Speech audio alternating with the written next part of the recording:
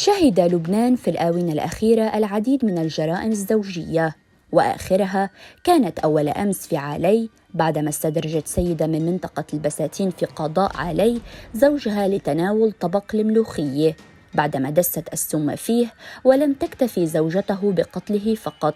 إذ بعد وفاة الزوج قامت وبمساعدة رجلين من التابعية السورية بنقل الجثة إلى منطقة حرجية في رأس الجبل علي، حيث ألقت كمية من مادة الأسيد عليها بهدف تحللها قبل رميها. وهذه ليست الجريمة الوحيدة، فشهدنا في السنوات السابقة جرائم أوحش.